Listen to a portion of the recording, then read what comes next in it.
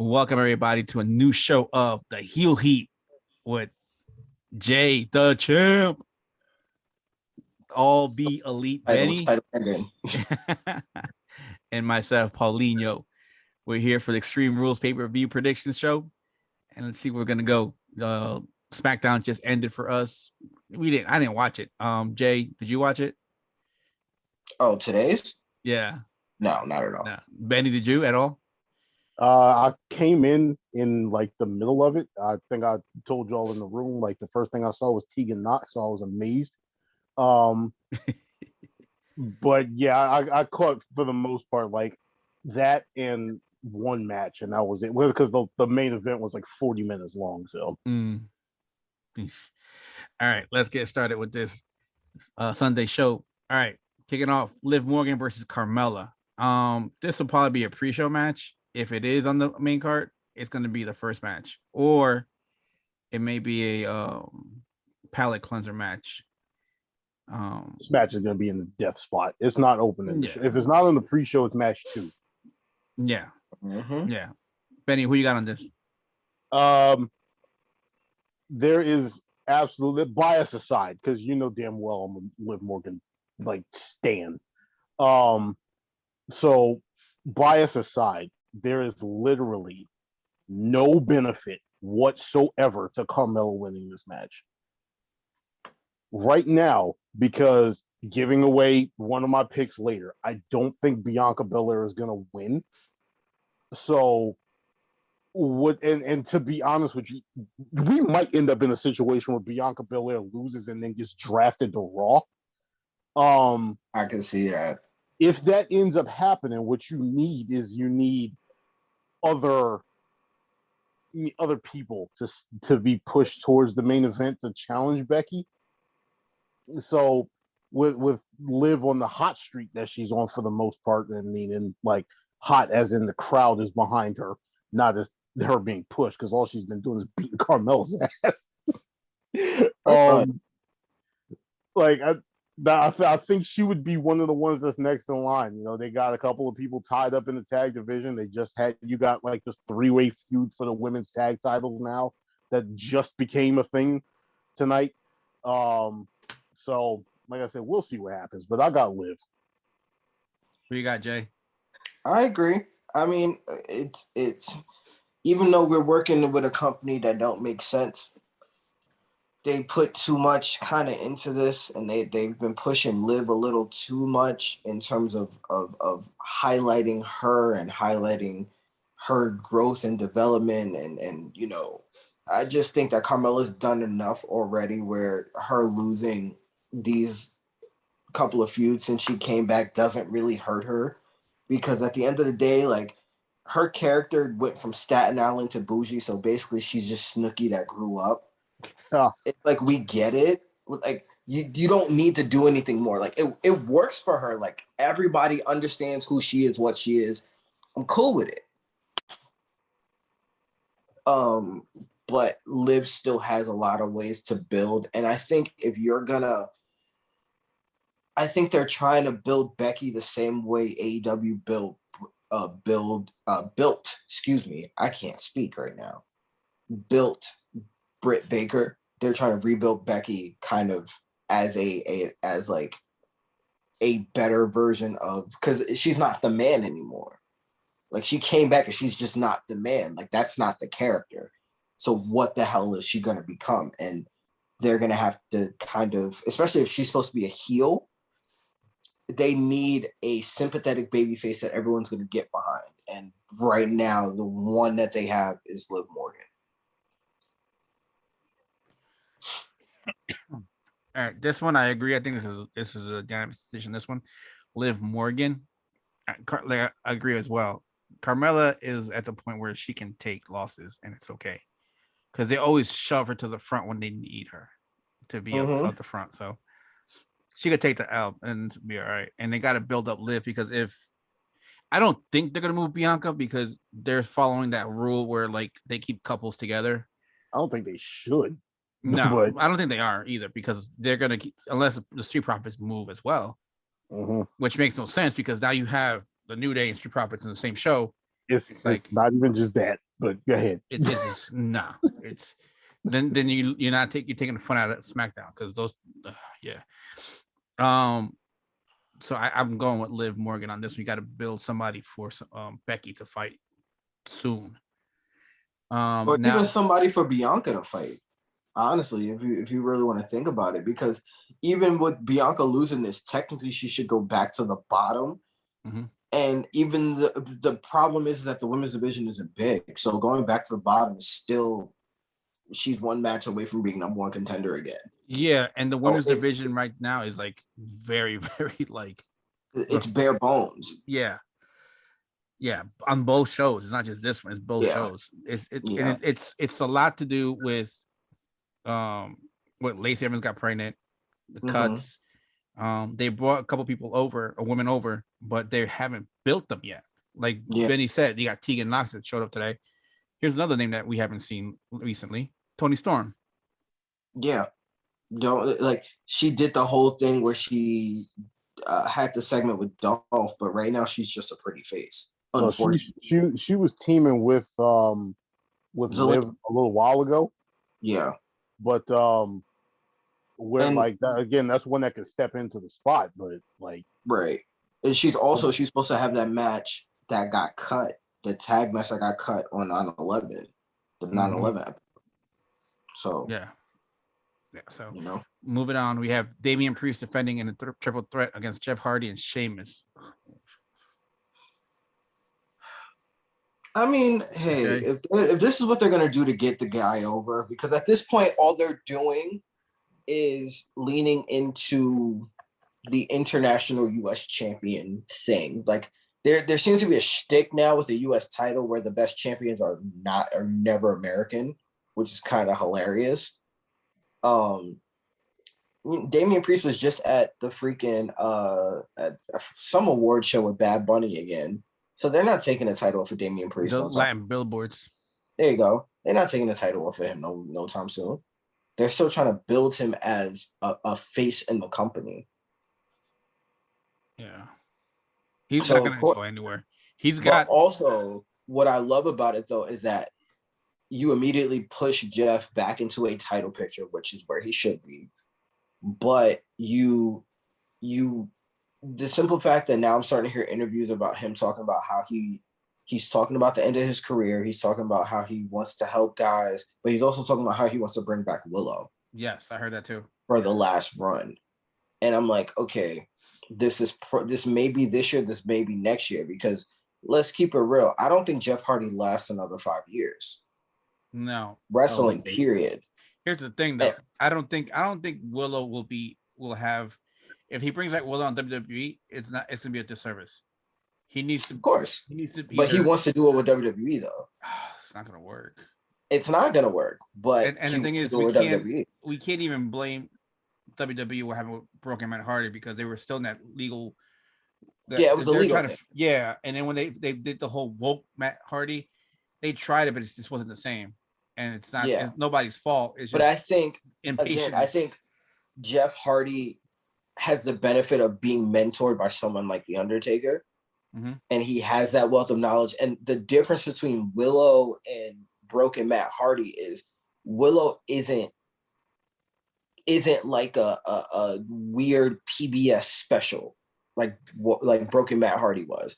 Willow you can do a lot of different things with, because essentially it's just like a dark Shattered Dreams version of Goldust, where it's just another dark character and it's another whimsical character. And imagine Jeff Hardy coming down with that fucking mask, with the umbrella that he had and the mask and all that other stuff. And even if Willow makes an appearance for a match a la Demon Balor, I think it'll be a service. I don't think it'll happen this match, but I think that it could possibly go into, because Damian Priest is the Archer of Infamy type thing. Like they could use his gimmick to kind of lead into Jeff's, farewell run, whenever that is. So I think this is Priest. I think they're trying to build Damian Priest the same way. This is the one time where they're using the logic that they use in NXT.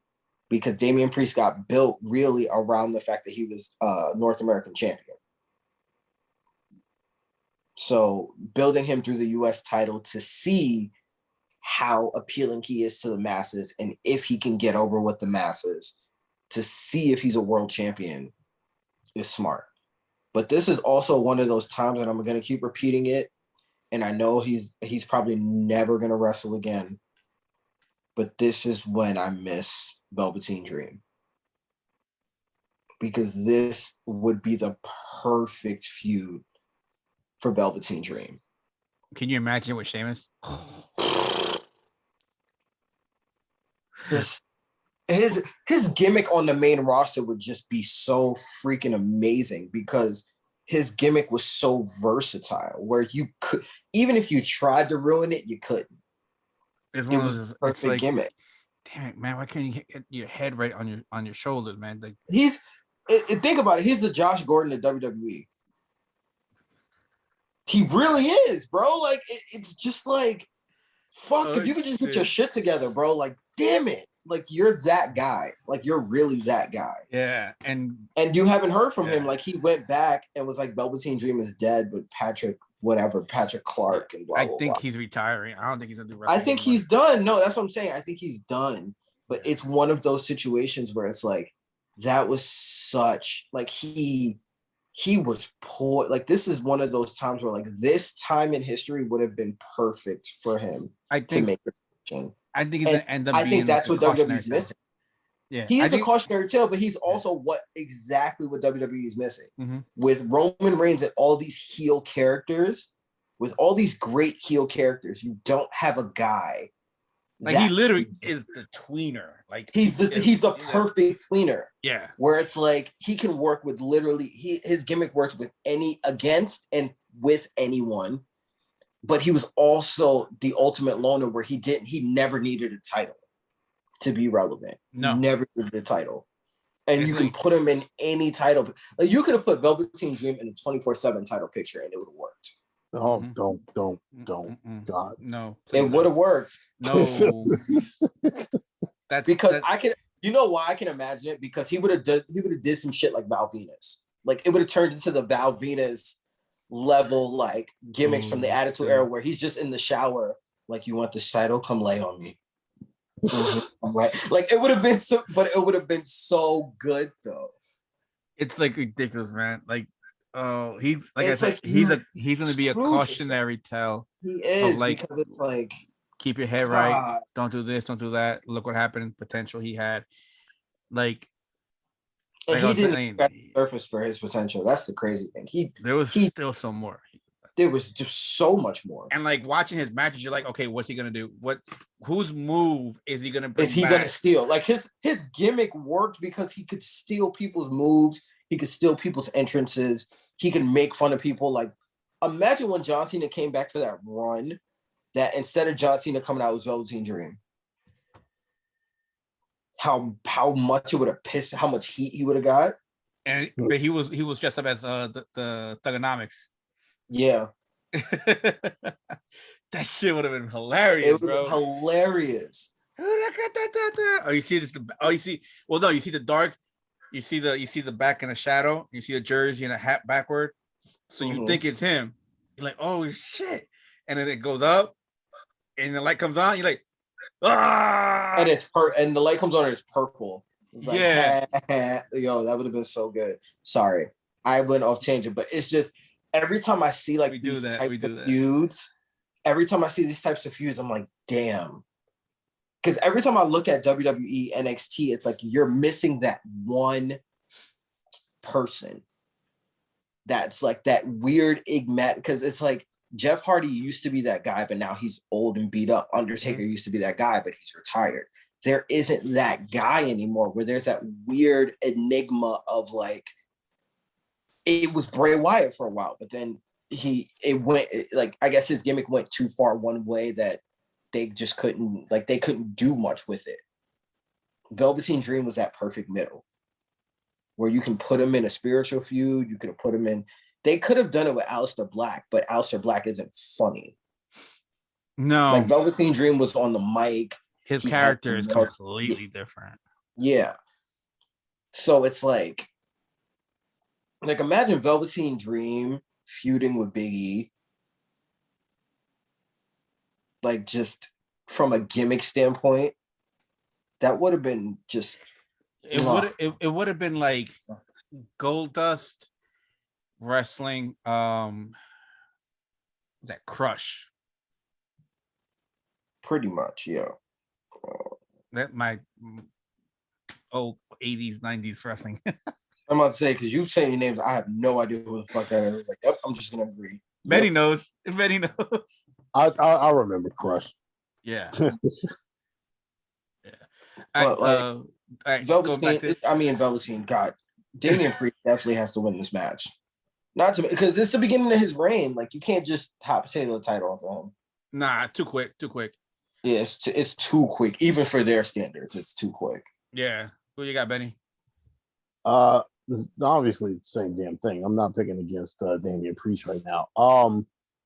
I am gonna say that WWE is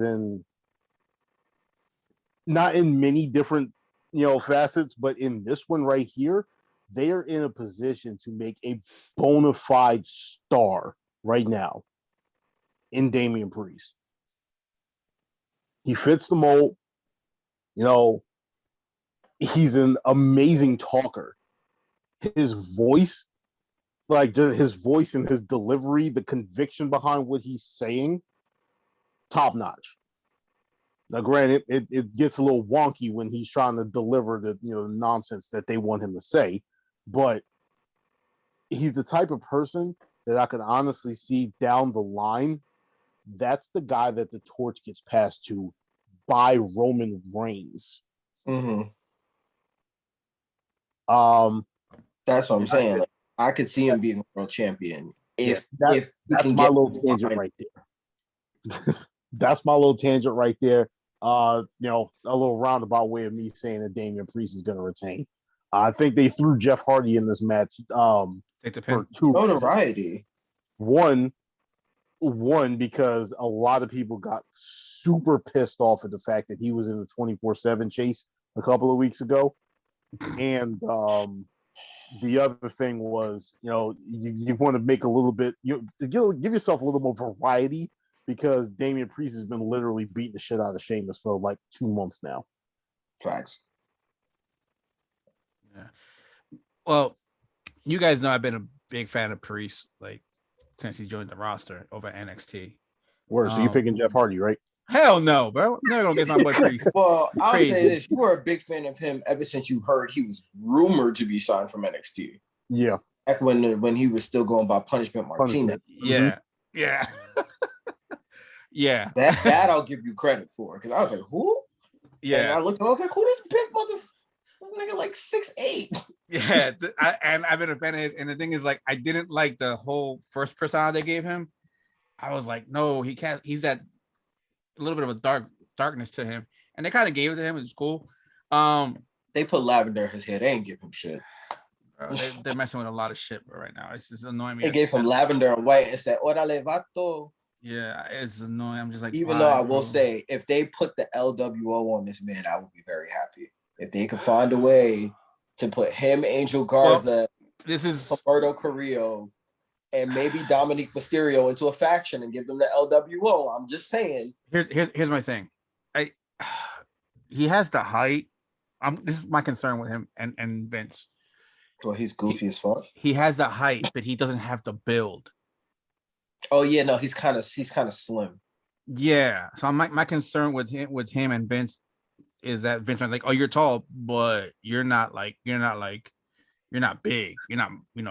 huge. You're like slim tall. So it's like, even though in reality, dude's like 240, 250, but freaking Vince, you got to have muscle top of muscle. You got like Brock or something like that.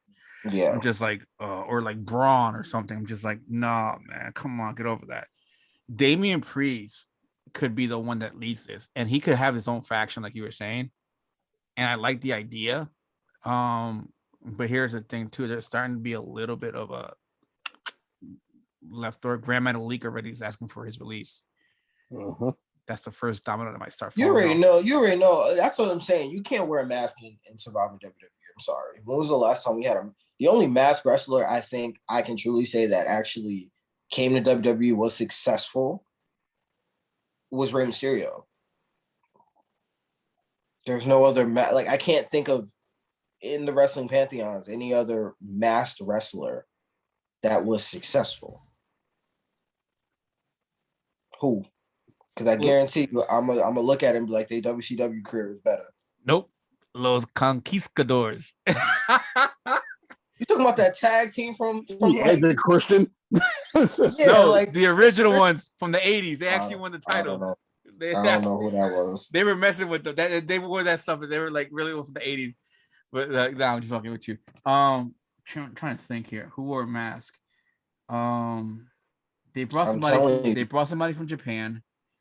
He had a tiger mask. And for those that are sitting up there thinking it, listening to it, we're not including Kane in this. No, he don't count. No, we're talking about. Kane don't not count. That kind of mask. The Kane don't matter. We're talking about Lucha Libre. Yeah, we're talking like Lucha, that whole culture, like that culture of Lucha Libre. Not Kane. Besides, because I mean, technically there have been plenty of masked men who've been successful in WWE, but not masked at the in level way, of Rey Mysterio. Not even in the style of Rey Mysterio, like Mexican or of Latinx origins that have been successful in WWE, I should say. Because in regards to mask, the only one that came close, but he had issues, was the guy who went by the Patriot. They were trying to push him, but I forgot what happened. It was something. I think something happened, and he lost momentum. I think he got popped for roids or something, but he lost his momentum. I might be wrong. Don't quote me on this. I might be wrong. Mm-hmm. But he came over from I think it was NWA. He got a big push coming over there, and I remember seeing him. I was like, oh, he's finally on here. I was like, damn. And he wasn't bad. He was decent, but because he had that Vince build, and because he was all American, I think they were trying to see if they could push him kind of like a la Hulk Hogan, even though he wore the mask, but he got in trouble. Besides that, I don't think there's anybody else because 1, 2, 3 Kid didn't wear a mask ever. WCW don't count because that's different. Sin Cara was supposed to have that, but the original one, but he was hard to deal with. I remember that one time he called off the match because he dislocated his finger. Now I get it; it hurts like a bitch, but I mean, John Cena wrestled with a broken nose. Bro, Vader put his eye back in the socket. Put his eye back in. Cesaro wrestled with his teeth caved in, his front teeth caved in, his whole grill. I'm like, you could just pop it back in, bro. You know what I'm saying? Pop it back in. Tell the referee to pop it back in. Tell the opponent to pop it back in. Whatever it is. You know what I'm saying? And like Betty was saying, a lot of botches. After that, I don't think they tried it again because that was just a pain in the ass. What's his name? Oh, the little kid that they got that he got shredded towards the end and they let him go. House party guy. They just released him too. Who the fuck was the other one? Because I know there was not Lisa Dorado. Not Lisa Dorado. Not Grand Metalik. Not Grand Metalik. Kalisto. Yeah. Thank you. He was supposed to be their next Rey Mysterio, but they lost faith in him. I don't know why. He's too small. He was too small. No, the thing is, I think he was the same height as Rey, but he was like super wide. Yeah. So he looked like one of the small people that used to have wrestle, honestly. I'm just like, this ain't working for me. Yeah. So that's what happened with him. After that, I don't think anybody else on the level, and then we're close to Mysterio level. So yeah. Carrying on. Now we're gonna get into the nitty gritty. The Usos versus the Street Profits. This is a match I've looked forward to for a long time. We all look forward to this match. It's not the right time. Like, the time has passed. It's like because Jimmy had the injury and like people cooled on Street Profits so much because they've ran their course because they damn near held both titles for like a year and some change. Mm-hmm. Yep. It's like, and I know because and it's like now that the bloodline is So strong.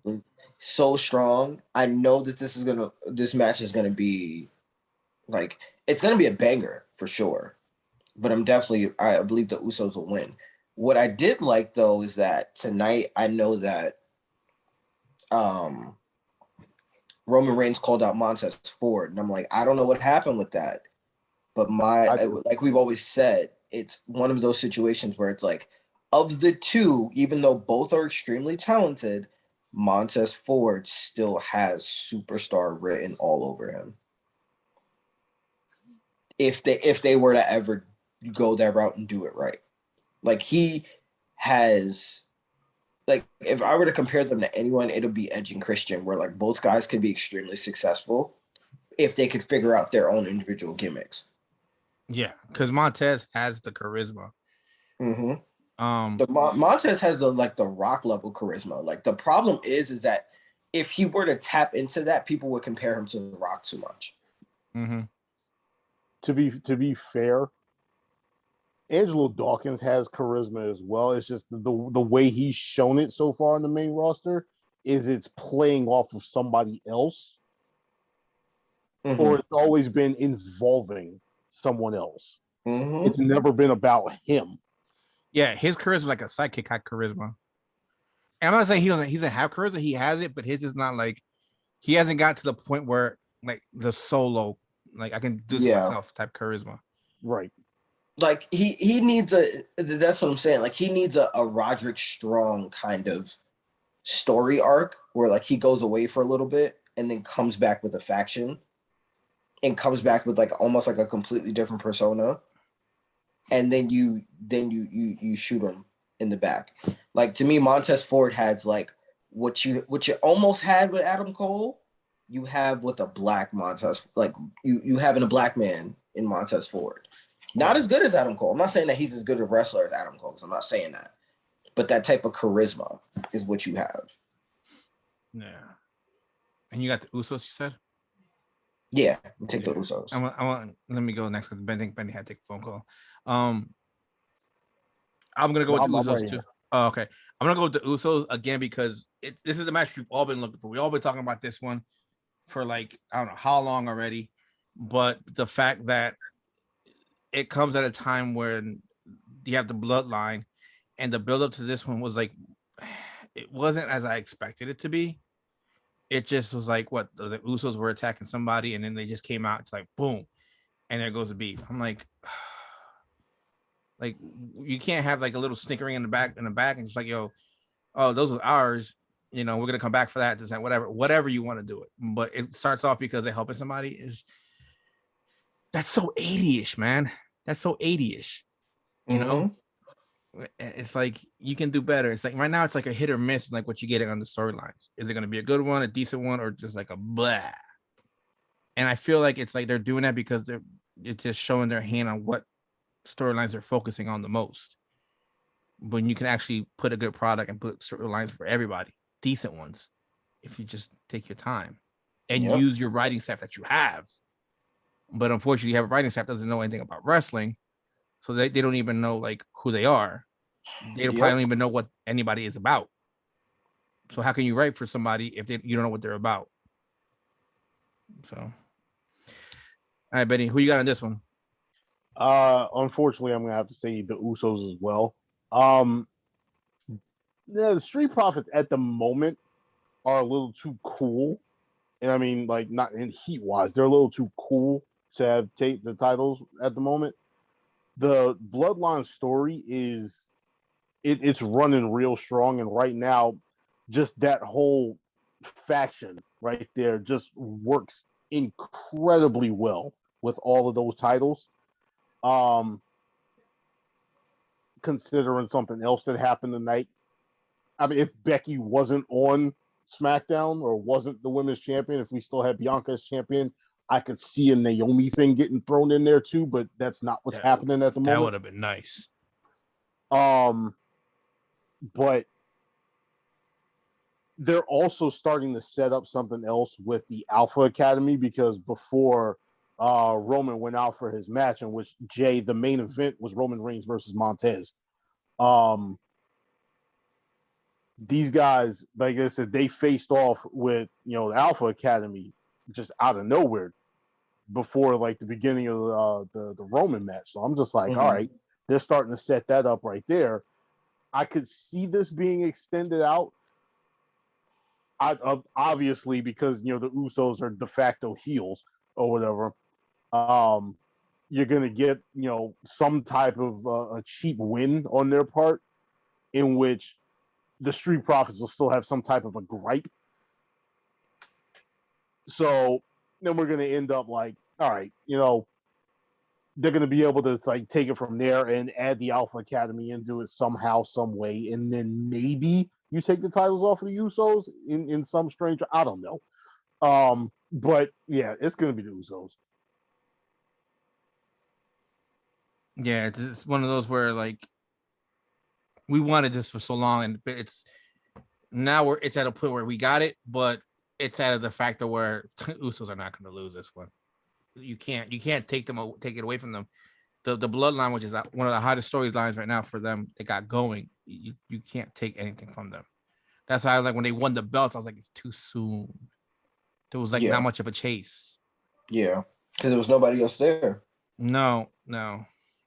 I would have preferred that they put it back on the Street Profits and have them chase the Street Profits.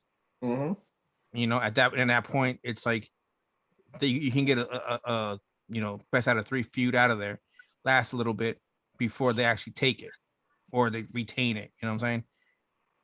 Because at that point, now it's like they're not going to lose it, because then you diminish the bloodline. It's not going to happen. Mm-hmm. If it does, and then you go back to the same storyline that you had before. Mm-hmm. When Jimmy first came back, you go back to that storyline. That's the only place you can go if they lose the titles. Yeah. And to me, personally, it doesn't make sense for them to lose the title until Roman loses his title. I was getting ready to say that. I was just like, the more interesting story here, what they're going to do is have the Usos lose the title first. I was going to say that. The more interesting story coming out of it is, what happens if Roman loses the Universal title and the Usos are still tag champs? And I want him to. This is the one time I say I want him to lose it on a roll up. I want him to lose it on a roll up so bad, like just ooh, and I want it to be like some kind of bubbly, like bubblegum babyface type jump off. Like I don't even know who exists that could ever do that, but like just humor me. I have this feeling. Humor me. I have this feeling. Rico? It's gonna be Mansoor. Wait, hold on. We'll get to that. I have something for that match. Let's go to Montez's wife's match. The rematch: Becky Lynch versus Bianca Belair. They not gonna take this thing off Becky for a minute, because they're gonna use Becky to rebuild the women's division, because they completely destroyed it. Which they could have done with Bianca. I'm sorry. They could have, but at the same time, I understand the logic, because Bianca is such an upstart that you're going to need her to, essentially, you're going to have to book her the way they've been booking Raquel Gonzalez. And the issue is they don't have enough women to do that kind of booking, because with NXT, because they're always signing and people are always getting called up, you're always going to get a constant cycle of women. With Bianca, now at this point, you'd have to wait and build somebody up and then build somebody up. And then that will lead to her having like 8-month-long feuds with the same person, and probably having to double down on feuds where you'd have to have her face what? Because think about it, Lacey's gone. Bailey's gone. So who's she going to face? Sasha again? Sasha's gone too for temporarily. Sasha's gone. So who is, like, that's the thing with the fact that, like, I get what you guys are saying, and I was upset too, But the more I thought about it, the more I'm like, wait, if Bianca didn't lose to Becky, who is she wrestling? Carmella. Carmella again, or Liv Morgan? Too soon. Well, here's the thing. That's why we were saying that the whole thing with Becky beating Bianca at SummerSlam was a knee-jerk reaction from AEW because there was no need for her to come back. I think she was planning to come back like another month or two. Actually, she was supposed to come back. Be back at Mania. She was supposed to come back at Mania and face Bayley. So she could have came back at Mania, honestly. But the plan was for her to come back in October. Mm-hmm. But like you said, they knee-jerked it. Like I said, it would have been cool if the match wasn't 26 seconds. And her finisher wasn't simply the rock bottom. A bootleg rock. No, it's the bookend.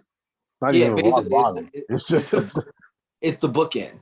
Which, okay, cool. You guys finally gave Becky a finisher after we've been calling for Becky to have a quick finish for like the last legit 3 years. But to have her lose, like, it's almost like that was the equivalent to like if she would have came up with like the Judas effect or like the 5 fingers of death. Like that's what it felt like to me. Like you were giving John Cena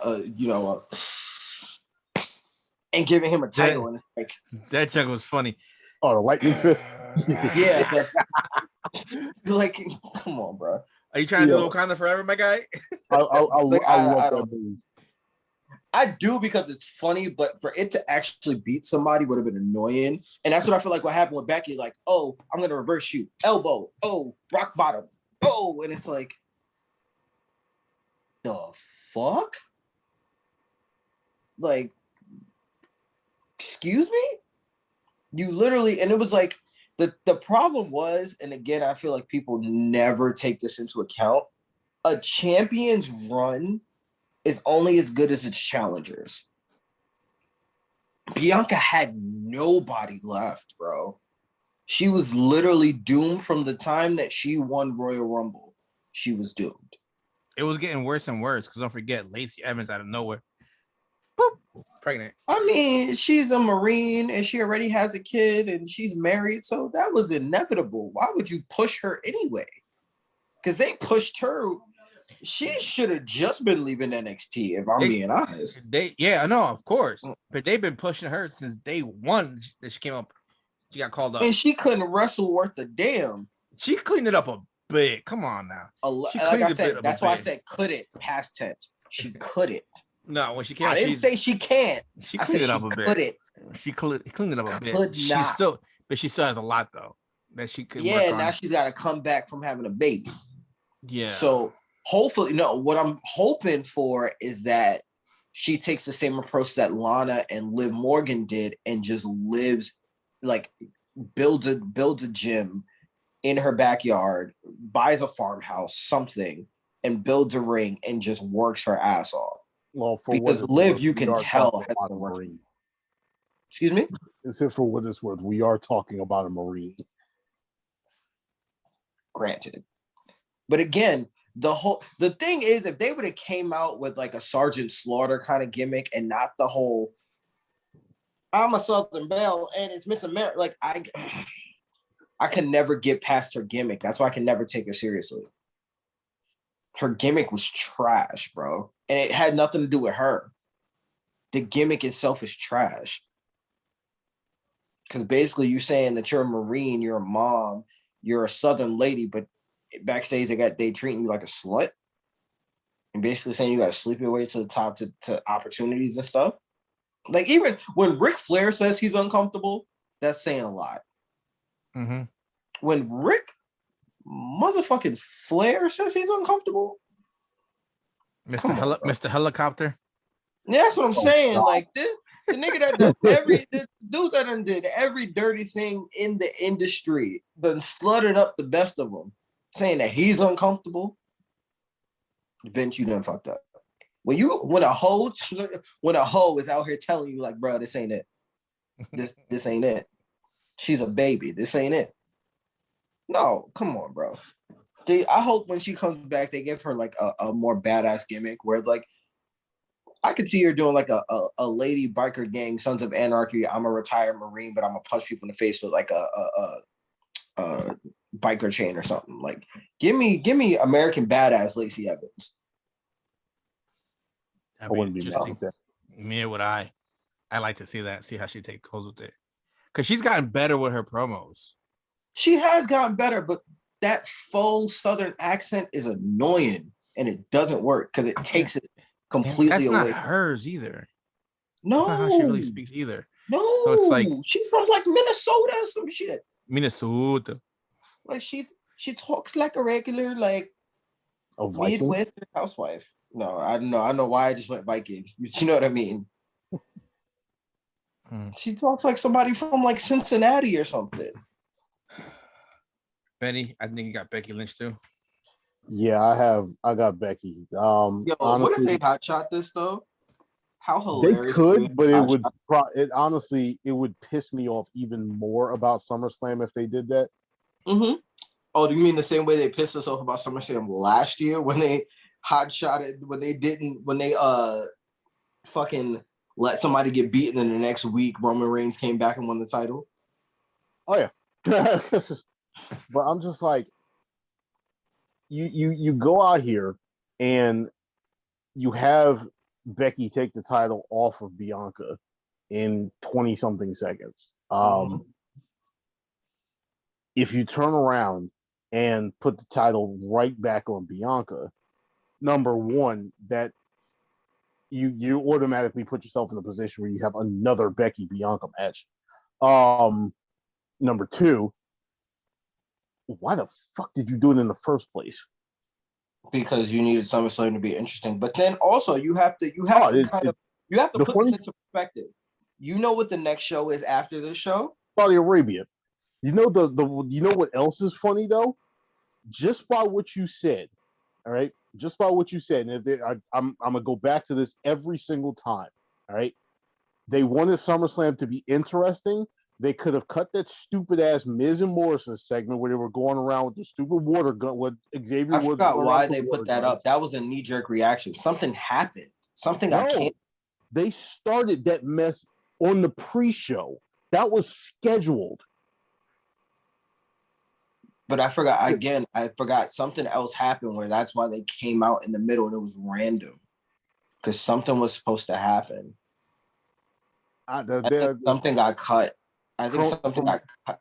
From what I remember, like I said, because they pulled up in the truck on the pre-show and was just like, yeah, we got this whole thing with Nestle water and all that other things. So that was supposed to be it. It was just supposed to be a pre-show promo. I don't know what the heck they were doing. I think nonsense. Something was supposed to happen with like Happy Corbin and Kevin Owens or something was supposed to be booked for that slot, and it just never happened. I don't know. Vince rewrote the show like on the fly or some shit like that. Not possible, because Corbin had the Money in the Bank and Big E had to beat him to get it back. Right. I know that happened on the pre-show, but anyway, going back to it, there were 100,000 different things you could have done to actually extend that match longer than 26 seconds. The whole segment was like 10, 15 minutes long. You didn't need all of the nonsense that was going on in there. You could have made it the triple threat, all that other stuff, but that's hindsight 2020. It is what it is. It happened. But if you undo it now, what was the fucking point? So now I'm sitting up here and I'm just like, okay, now you've put yourself in a position where you have to have Becky win. All right. Aside from the fact that, you know, Becky Lynch is Becky Lynch or whatever. And you can potentially, if you don't move Bianca, you can potentially put this into a situation where Bianca has to take herself to another level, and that may take a couple pay-per-views. Oh, it is, because the next two pay-per-views, they can't have a title match. Right. Unless they go by OG rules, which is what they should do, but they probably won't. You know, rules are rules. Apparently, I just found out that you can only break up a pinfall in the tag match once. That's actually in the WWE rulebook. They just don't ever enforce it. Oh, Anyway, and then there's also this. There's also the thing that makes this match interesting for me, even though I do have Becky winning. It sets up an interesting scenario because this is also supposed to lead now into the Queen of the Ring. yep, I was also about to bring that up. Then proceed, sir. Who wins Queen of the Ring? Hey, look, This is one of the few times where I'm saying there are several candidates for this one. I've been banging the table for somebody since Money in the Bank. But I've also been banging the table for them to win the Royal Rumble too. So, but I'm not going to go on that one anyway. Liv Morgan for life. But like I said, Becky's taking this one. I don't know what exactly they're going to do with Bianca right now. But the only thing that does not make sense is having her directly just win the title back right now, especially if you take go home math into account, because Bianca literally just beat the shit out of Becky Lynch tonight. Yeah, no, she finally hit her with the KOD, and I'm like, okay, cool. But see, this makes me think it's like Bianca makes sense as Queen of the Ring, but also what does Queen of the Ring mean? That's the biggest thing that I'm waiting to see. What is Queen of the Ring? What exactly does both of them mean? Because it's like Charlotte winning Queen of the Ring makes sense, but Charlotte's also champion. So are champions exempt or not? We don't know. Liv makes sense. Alexa makes a lot of sense, actually. Oh God, that would. Shayna makes sense, especially just because she just pretty much put Nia Jax out, and that'll put her right back on the trajectory for a championship. So I mean, there's a couple of women that makes Toni Storm makes sense. My biggest question is, considering that all of this stuff is supposed to pay off in Saudi Arabia. Yeah. Queen of the who fits the Saudi prince's idea, right, of who should be Queen of the Ring, and that's a question I don't have an answer to. No, because I'm like, you can't put the black woman because you know how they feel about dark skinned people. Charlotte makes sense, but is she too strong of an image for women? Don't know. Shayna Baszler makes sense. I remember a couple Shayna of months Baszler ago, makes sense, but then I don't know. You know, Shayna's kind of still considered to be like that rough and tumble type. So does that fit the ideal that they want? Alexa makes sense. Here's a big question though. Like you guys are saying, is like, what's gonna happen? What does being Queen of the Ring entail? Do you get a title shot? What do you get just for winning that? You know what I'm saying? Do you just get that title of Queen? I got another good question. How does Alexa's gimmick go over there? Yeah, that's another thing. Is this going to be a way to reset her gimmick? I don't know. Not matter of fact, let's get on that one when we get to that match, because there's a lot that goes into that. All right, I got Becky Lynch too, because unfortunately, my girl Bianca, I don't see her winning it because it's Becky Lynch, bro. They're gonna keep that thing. Gonna disagree on one match this week. I don't think so at all. I think this might be the preview where we don't. Yeah. I think we are only going to disagree on one match. I think I know which match you're talking about, which is the next one, which is Charlotte Flair and Alexa Bliss. Yep, that's the match. And I know who you're going for. Yeah, she's in my freaking background. Exactly. So I'll let you begin, Mr. All right. Be Elite.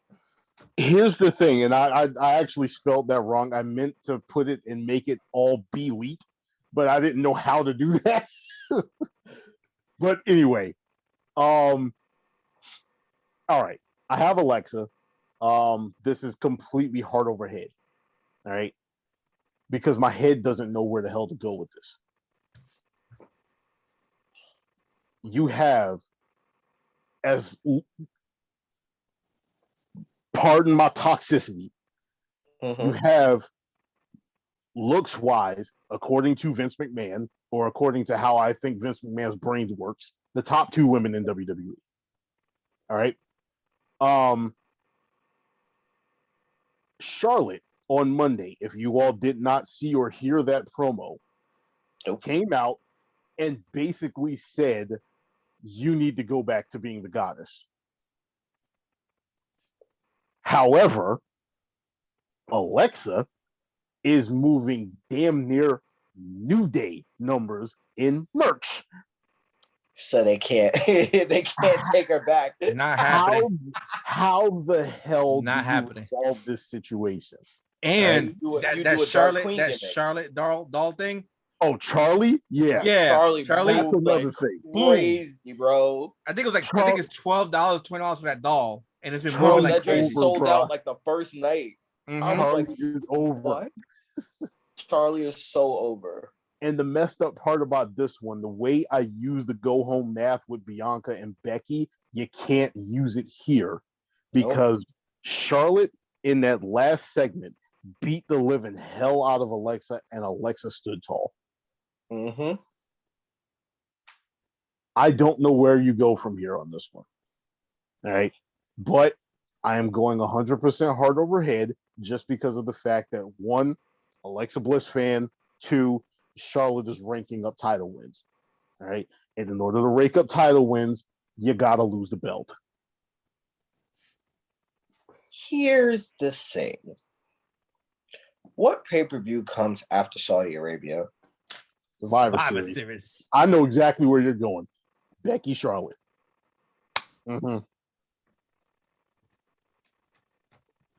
Trust me, it was on my mind too. That's literally my only argument towards that. Plus, it sets up Alexa to possibly win Queen of the Ring. And the only way that you can get the goddess but not change this character that much is to literally make her like a dark queen, like Maleficent level dark queen. Here's my question. Because you have to go more Disney dark than like, because you're trying to disassociate her from Bray in a lot of ways while still using elements of what he gave her. The only way to do that would be for her to be like a dark, twisted queen. And Alexa's Playground then becomes Alexa's Court. You get what I'm saying? So, and it would make sense because if it's one person from SmackDown and one person from Raw, who's the easiest person to cover up in Saudi Arabia? Alexa and Liv. Because Liv, literally, you just have to put tights on her. Her gear is pretty damn simple. And she can always go for like the more gimmicky kind of situation, like what she used to do with Ruby. Like she can actually wear Ruby inspired gear. Even though I don't think WWE is going to want to do that because of how over Ruby Soho is. Nope. But you know, you can literally you can have it be, because again, she doesn't have any real face piercing. She doesn't have any pomp and circumstance that would make her any less appealing. And then the sizes match. So they'd be able to wrestle because they're both of miniature size. So Alexa could wrestle more the way she did when she was the goddess to do that. And Liv could actually get offense off. And then there's the wild card of like, what if they just happen to be like, you know what, we're going to throw her a bone since we kind of screwed her, and they throw Selena Vega into the mix. Like those are the 3 that equally match in size. All 3 make sense to win. And all 3 can Alexa can definitely wrestle. Liv is getting better. Zelina, we've never really had the chance to actually see her wrestle. So no, because they put her in like 1-2 minute matches. Yeah. Here's a question I have for you guys. For WrestleMania next year, do you have Charlotte Flair as the chaser or as the hunted? The hunter or the hunted? I will answer that after the draft. I have her as a chaser only because of the fact of they're gonna try to get as close to 17 as they can. and I think they're at 12. Yeah. Yeah. And 11, 12. That's what I'm saying. So she only has to lose the title 5 more times. Yeah. See, but I could see her losing it randomly on a regular Raw though. Like I could see her losing it on a regular Raw. Jay, who do you have? To Shotzi Blackheart or something, or even Tegan. Not like I could see it being like some random ass like what in the blue donkey fuck are y'all doing? Raw in like Boston or something. Yeah, or like because they're going to like a West Coast tour, so it's like, oh, it's a special Raw in like Glasgow or some shit like that. And it's like, fuck it, we're gonna give it to Tegan Nox. Like, let's get fancy. Like, we're gonna give it to Tegan Nox. And then we're like, oh, Tegan's gonna have a run. Nope. She gets clipped in the leg, has to relinquish the title. We're gonna put her away for a little bit until we decide to bring her back later. You know, and like they're gonna do a lot of literally drop kick Vince in the face for messing around with Tegan's knee. You know, they're gonna do a lot of rinky dinky shit. Like they're not gonna put it on somebody that's like, oh, we have to put it on them, and then the fans are gonna have this person be so over. Like that's why I'm like, they're not gonna put it on Alexa. It doesn't make sense. She's too over. She's way too over. And if they're gonna put a title on her, they're gonna have her beat Becky, not Charlotte.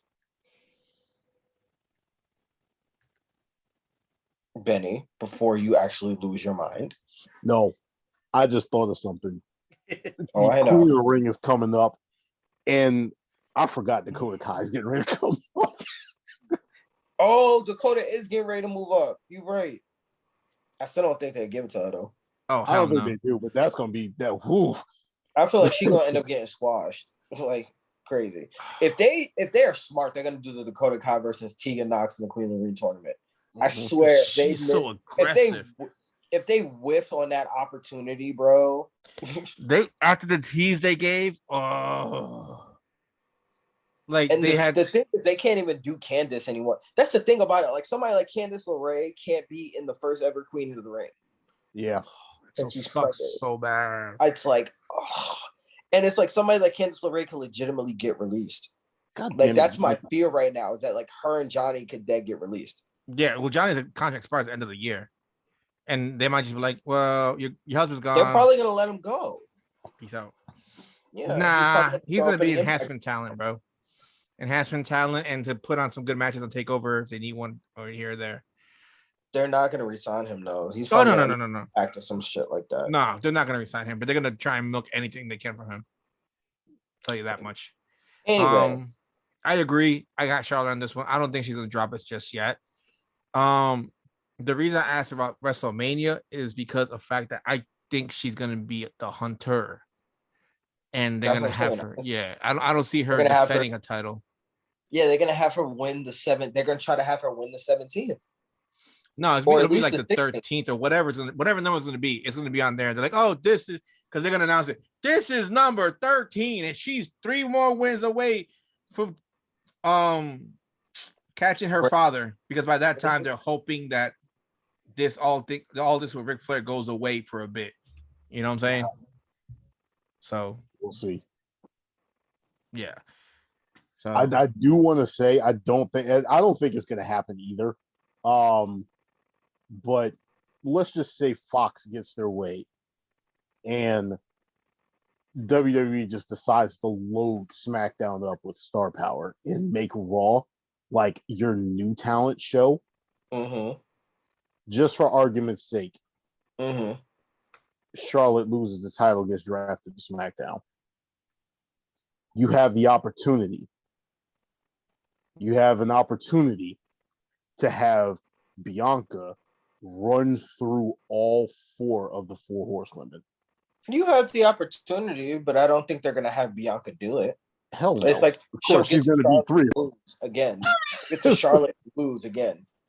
And then there's another person that we're honestly not considering. And I keep forgetting about her, but it's because apparently she had surgery and no one talked about it. Asuka. Yep. Oh, I forgot we talked about that surgery. That's why the women's division looks so depleted because like there's a lot of people are just gone right now. Yeah, there's a lot of people on the shelf right now. That's another thing. I forgot about her. Ooh. And Nia Jax is now kayfabe hurt. I don't know if it's real or not. I don't know, but that X-ray looked like it hurt like a mug, though. Like her shit was like this. I was like, damn. She's like, this is the one before, and now it's like this. So going on to the main event, Roman went. Roman Reigns versus the Demon Finn Balor. Tell me how little of a fuck I give about this. You want to know why? Because they brought the Demon out too early. They brought him out too early. To lose.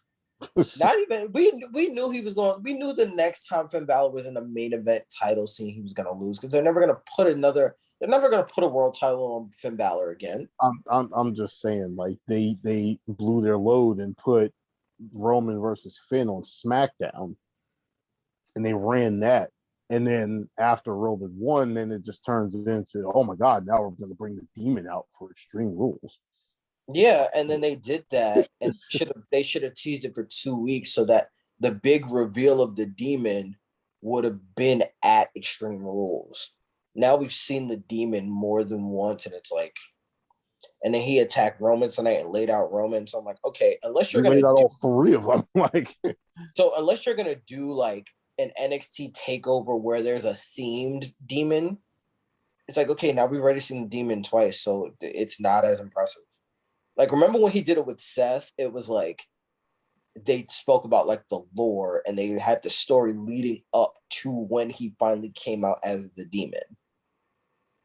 And that's what made it so cool, is that you kept hearing about this lore and they kept teasing it, and then the final reveal was the match. So you get it, it comes out, and then it's gone. They've already done it too much where like now he's just working as Demon Finn, and it's like, don't care. Don't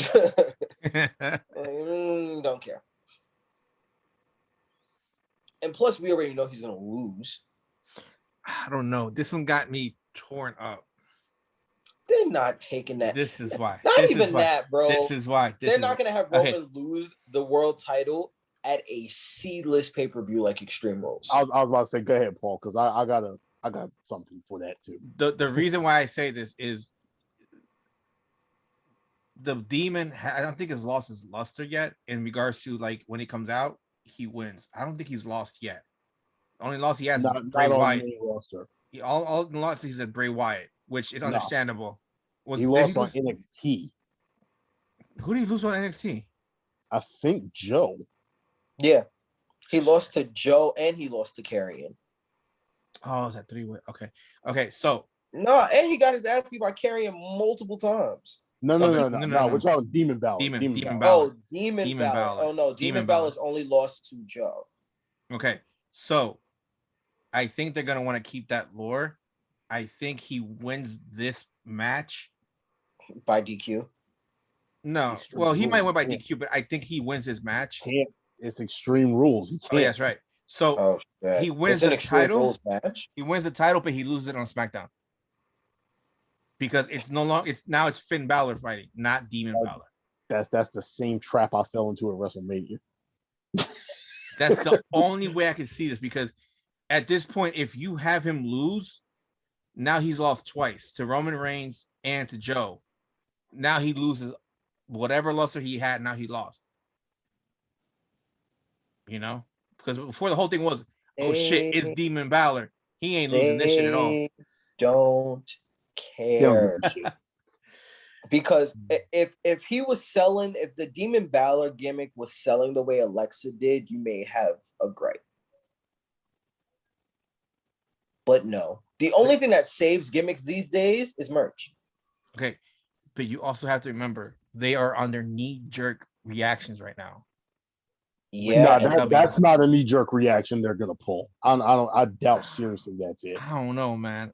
Not for a guy like Finn. But like I said, they're gonna hot shot because the title. Again, Finn's not AJ Styles. He's not. But this is a hot shot. Yeah, but if you were gonna hot shot, like if there was a guy that they could have done this with and hot shot the title where everyone would now tune in to SmackDown over anything AEW, they let him go and he joined the Elites. Yep. Oh, and the other guy just fought Kenny Omega on the other show. So no, like it's like I'm sorry. I wish I could find it in my soul to agree with you. Everything in my being wants to agree with you. But I also know that I'm so jaded from these people. And we all know that like we try to grasp at straws and we try to grasp at maybe the sudden reality that maybe Vince McMahon would get scared enough to actually put a world title on a guy who deserves a real run. And then you realize. I'm not saying he's going to run. I'm just saying they're going to hot shot it and be like, he's going to lose even if, because if Roman were to lose the title, the storyline, because remember when Roman fought Jay the first time, it was supposed to be a one-off. And instead of them moving Jay, because the match was so good and the gimmick was so good, they kept pushing it. And they pushed it to a point where it almost got really, really bad.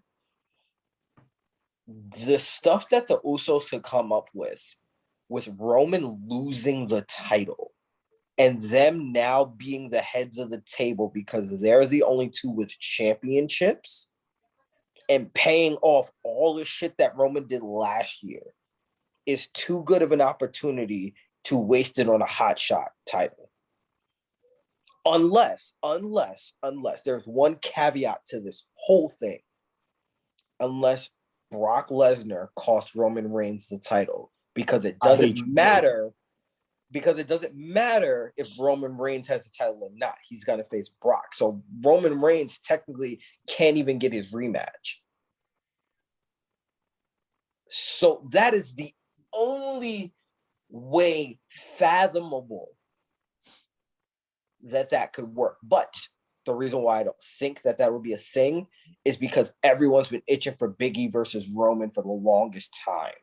And they thought it was going to be for a cash-in. But if it's at Survivor Series for Supremacy, they still get that match. Yeah, but Roman Reigns versus Big E sounds a lot better than than Big E versus Finn Balor. Yeah, but what's to say? That's what I'm saying though. It's gonna hot shot it real quick, and then there's so much you can do with like Roman losing that you kick it into another gear with him, where now he gets more aggressive. Now it's like kind of like the whole Bobby Lashley thing. Mm-hmm. Like I'm done. You have Big E coming down his throat. Like see, you can't even hold your belt. Look at this. You're not hitting the table. But there's so much that could be done. The other thing is, you know what the other thing is too, is him losing now, this late. And I agree with you. It is great storytelling if he were to lose, because you could stretch it out at least till after Saudi Arabia. And with the draft literally right around the corner, and you get a guy like Drew McIntyre coming to SmackDown, where that's the match in NXT that we never got to see. And then now you have all these other contenders coming over to SmackDown to kind of try and jump in front of Roman Reigns, and then Roman Reigns now has to chase after getting shit from his cousins. Oh, and is Paul Heyman still gonna be there? Oh, shit. You don't know. Hold on. Paul Heyman could tuck tail and run and try to go back to Brock, especially if Brock goes to Raw. Again, fantastic storytelling. But that's exactly the problem. It's fantastic storytelling. Benny, go ahead. I think I might have something might change your minds. Go ahead, Benny. All right. There was a 100%. Also, caveat before you start. If any of these ideas are stolen and used, just say you heard it here first. Because they tend to do that a lot from us. Somehow, some way. We don't know how. Somehow, some way, shit always ends up going left. And I'm like, one of us, our place is bugged. That's all it is. I got a new place. It can't be. All right, go ahead, Benny. Because I got something. I'm a hot shot real quick. You go. All right. There were the two matches on this card that I was the most sure about is Bianca Becky, which is I'm 100% sure about, and Roman Finn, which I am 99.9% sure about. And the reason why it's 99.9, Jay brought up one, which was Brock Lesnar. His presence is a thing.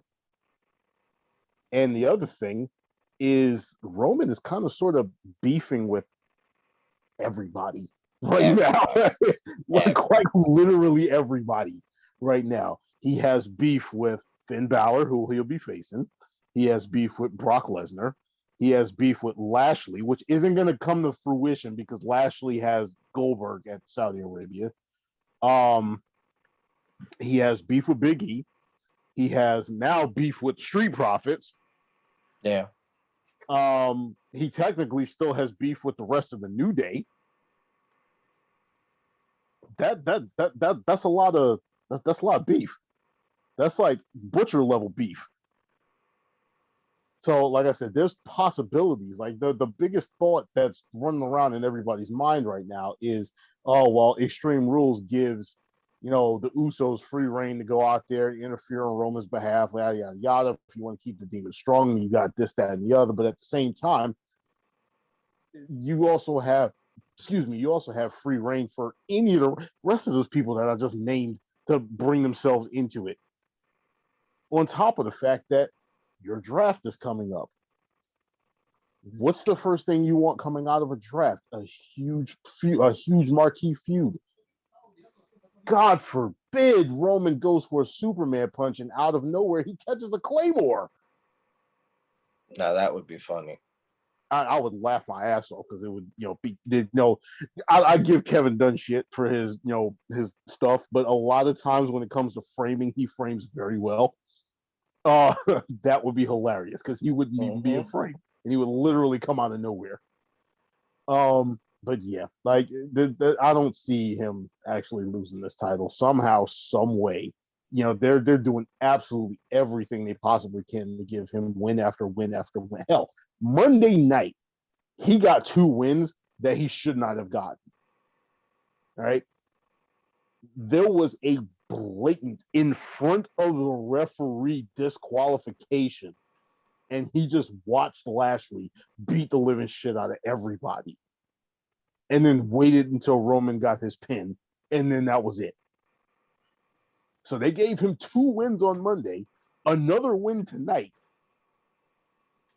They're like I said, they're just having him beat. They're having him beat absolutely everybody. And this, considering the fact that they don't acknowledge anything that happens on NXT, they're going to put this over as Roman is the first person to actually beat the Demon. Also true. Here's the thing. You mentioned the draft. Let's remember how I keep telling you guys that NBC is pissed because SmackDown is getting all the stars. And keep them all too. And there's an imbalance right now. Mm-hmm. What's to say the Bloodline loses all the belts at Extreme Rules, then gets drafted to Raw? Now you have the chase. Now you have the Bloodline versus New Day. And now your SmackDown show is cheats. So you going steal from Peter to pay Paul? Vince would, but not with him. Here's the thing. Here's the thing. Fox is already pissed at Vince because, like I remember I mentioned to you guys before, Fox came to them and was like, "Hey, look, we'll chip in, we'll help you pay CM Punk." They were having issues. They were like coming up with like all this other shit because one, they're already pissed because they have to advertise NBC and Peacock Network on their own shows. That's their competition. They're pissed at that. They were pissed because Raw was getting all the stars. Now they're getting some of them. They got Brock and they got Becky. They got, who else do they have? Sasha when she's back, Bayley when she's back. They have 3/4 of the 4 horsewomen on SmackDown. Charlotte when she loses the title Sunday. Then you throw in the Bloodline. And then the rumor is if you throw in Drew McIntyre, bro, you just pretty much shifted everything over to SmackDown. One of the two of them is going. It's either Drew or Lashley. I was sold on Drew, but I'm not sure. Because one way or another, they have to get Drew back into the title chase. Yep. Yeah, but here's the thing. Remember, too, what is it that WWE loves to do on Monday night? What do they love to always push down your throats?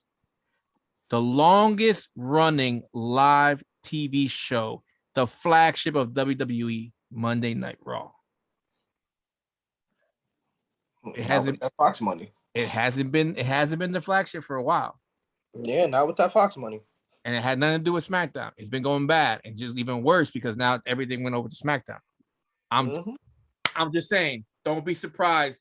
Don't be surprised if the Bloodline walks out of Sunday night Extreme Rules with no titles and get drafted to Raw during the draft. Here's my thing with that, though.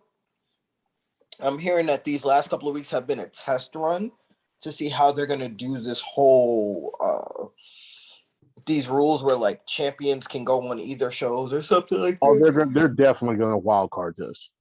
I hate that shit. That whole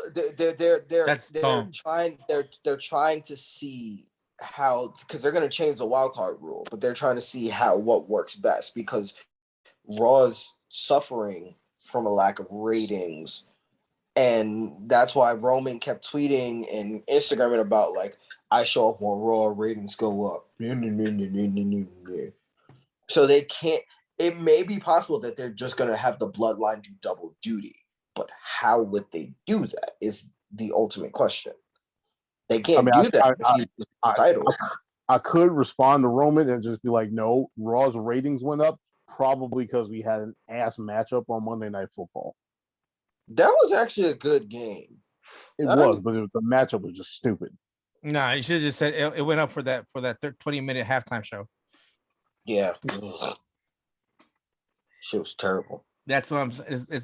It's the thing is like, I don't know. It's Vince McMahon. It's like you trying to figure out what's in his head is like trying to figure out a Rubik's Cube that's like 5D, because he rewrites everything so many times. In 1 hour, he can rewrite the script like 5-6 times. It's more so like a Rubik's Cube sprayed with old man cologne from World War II that doesn't want to give up his glory days. Because like I literally could come in and say Roman Reigns wins this, the Usos retain, but then I'm looking at everything else. I'm just like, am I overthinking this? Or are you oversimplifying it? Yeah, I mean, with him, it's like I don't get it because of the fact that, again, he got paid, they got paid, so they cut back on a lot of stuff because they don't need to worry about it.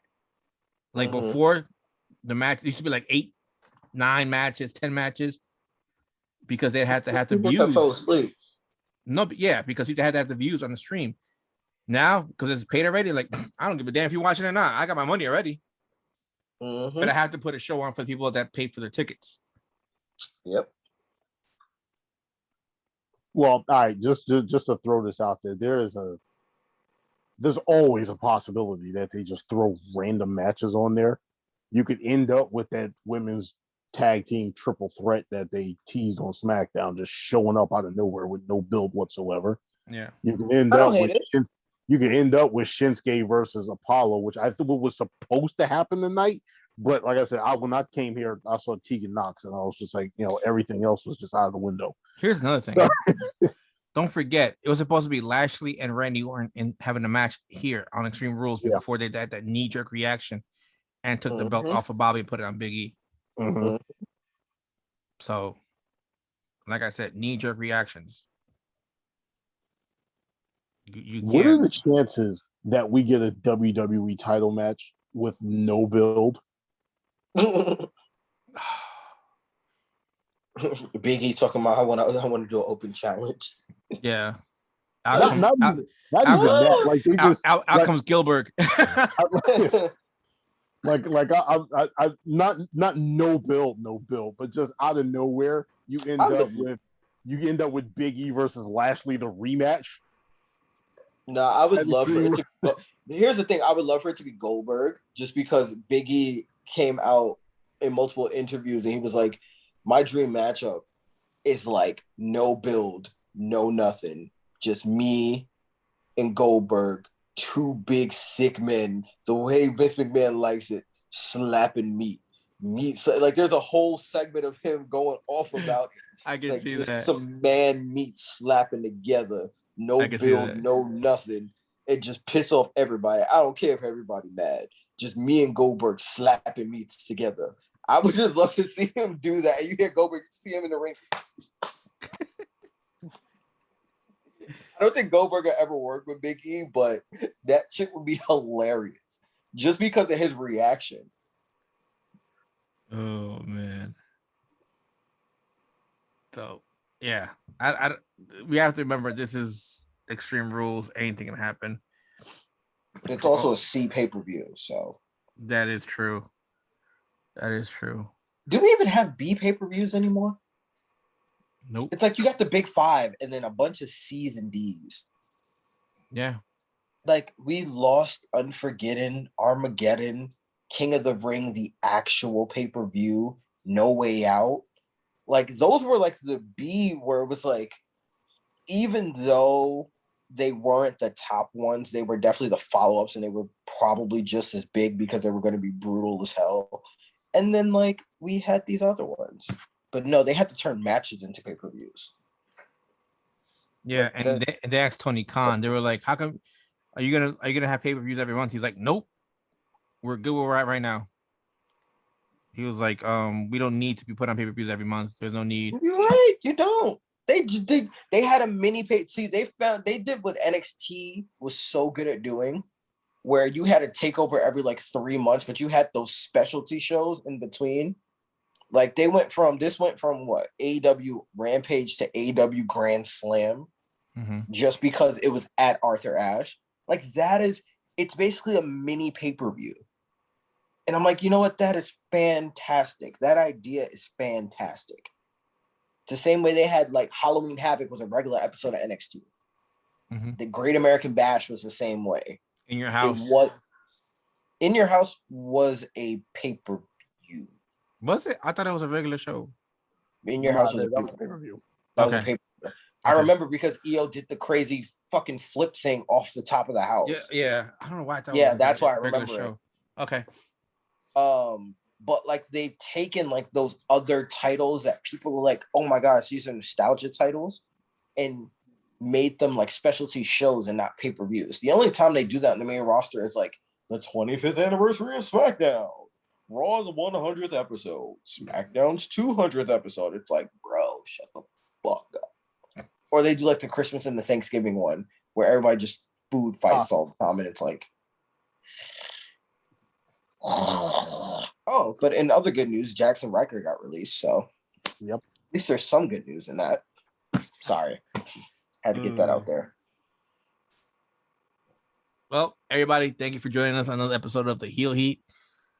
Predictions for Extreme Rules. I see what happens. It's a lot of crazy stuff that we came up with, but yeah. If they steal it, at some point we got to start charging for royalty checks, or we just got to, get our actual commercials down for these sponsors that we have.